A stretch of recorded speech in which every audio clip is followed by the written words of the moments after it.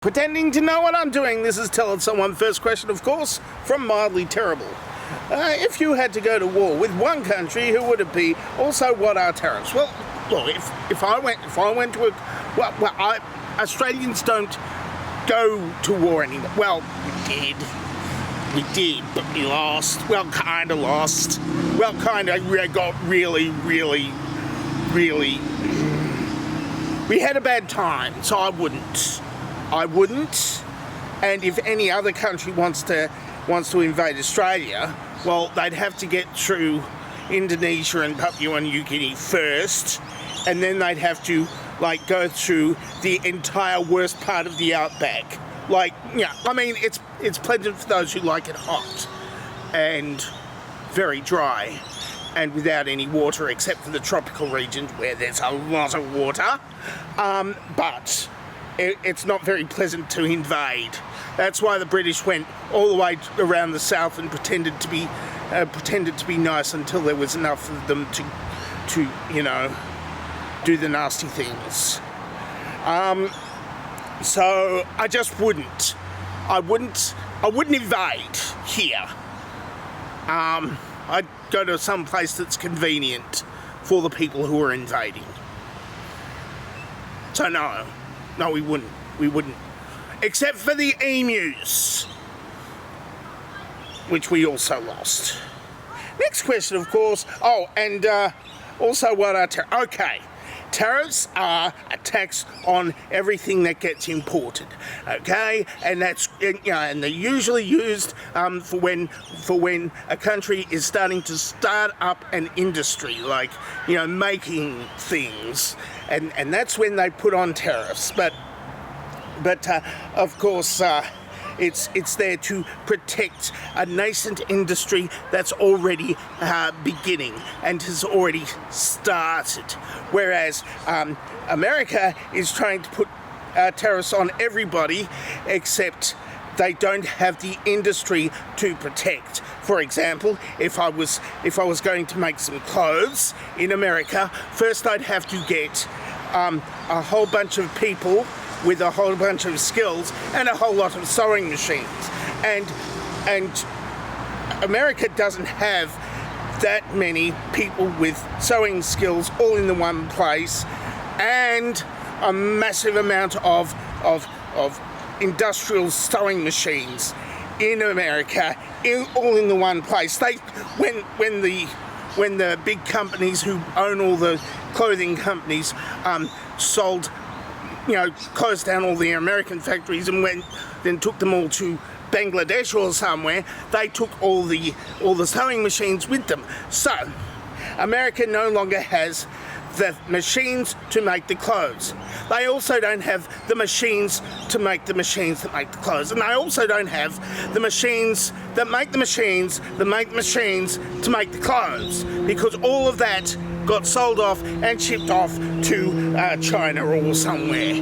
So what he's done, he's basically made all of America's imports much more expensive, and therefore putting a great big hole in America's entire production chain for about 7 hours. And then he took the tariffs off again and might put them back on, which is actually worse than just putting the tariffs on and keeping them there, because at least the American companies would know that to import something will cost this amount of money instead of this amount of money, and therefore the American stock market went like this, kind of like that, because when he took the tariffs off, the stock price bounced again up there, and then it went down there,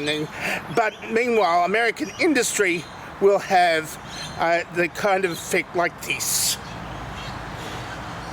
And that won't be the only reference that not everybody will get in this video. Next question, of course, is from Canadian Atheist. If our first song starts with doo-wop, shoo-wop, wah, dip, dip, dip, what comes next? What comes next is, what? Do-wop, she-wop. Let's try that again. Do-wop, shoo-wop, dip, what? I'm a classically trained singer. I should be able to do this. But I don't have an entire doo-wop chorus in the background, see? Nothing. You were expecting me to have it like a clone come in and from the side. No, I'm not doing that this time. No. Next question, of course, from Jonathan Stern. Why would somebody want to be paid in crypto? Well, of course, let me show you the graph of the US stock market. That's worse with crypto. Unless you were planning on pumping and dumping that particular crypto that you got that you were getting paid for, and you knew exactly when that particular crypto would get pumped and when it would get dumped. Well, and we're able to dump just a couple of seconds before the machine started dumping. Then that's when you would be paid in crypto. So you knew when it was going to pump and when it was going to dump, and get a lot more money than you got paid. But the kind of people who would pay you in crypto probably are also the ones who are going to dump just before you dump. And if they dump before you dump, then all your stuff is going to, get dumped. Next question, of course, is from Corey Ingman. How many light bulbs do you own? They made light bulbs illegal in Australia. So of course I have 6. They're all in my car. Like the headlights and stuff. 2 in the headlights, then the blinder ones, and then the 12. Because I forgot the blinkers. So you've got to have the blinkers too.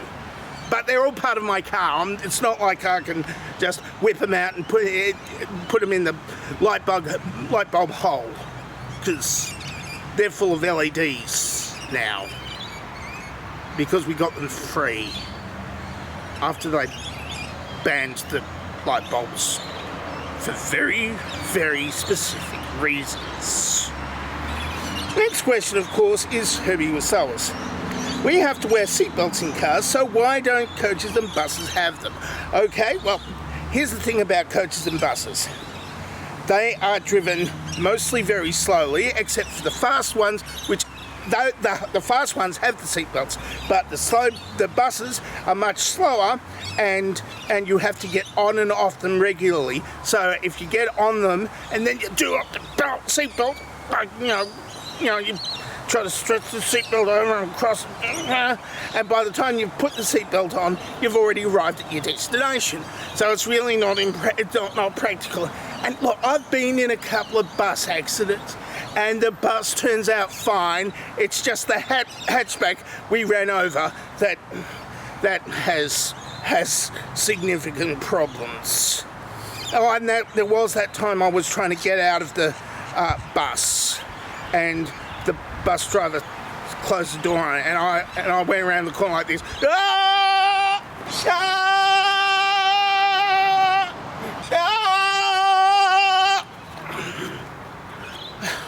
And that was kind of fun, but very, very scary at the same time, and it hurt my arms because I was pinned in the door like that.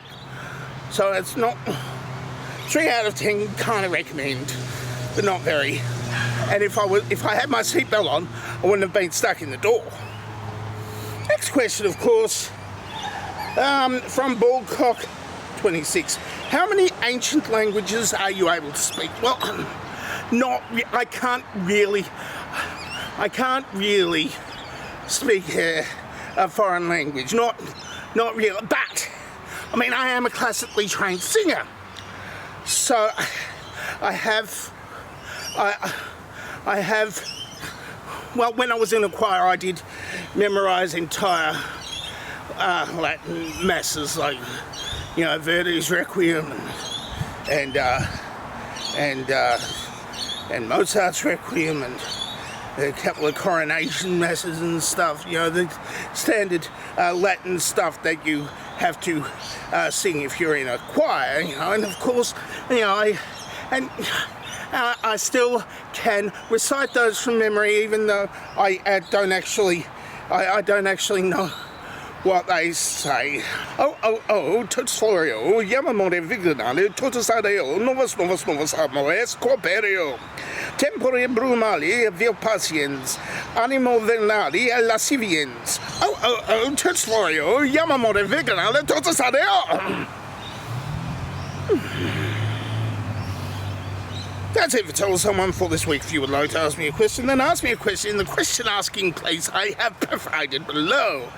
Or you can answer this dovetail question if you so shall despise. So forth. I'll get you to intake all that dovetail questionness. And I'm dangerously talented. I don't have a cool sign off.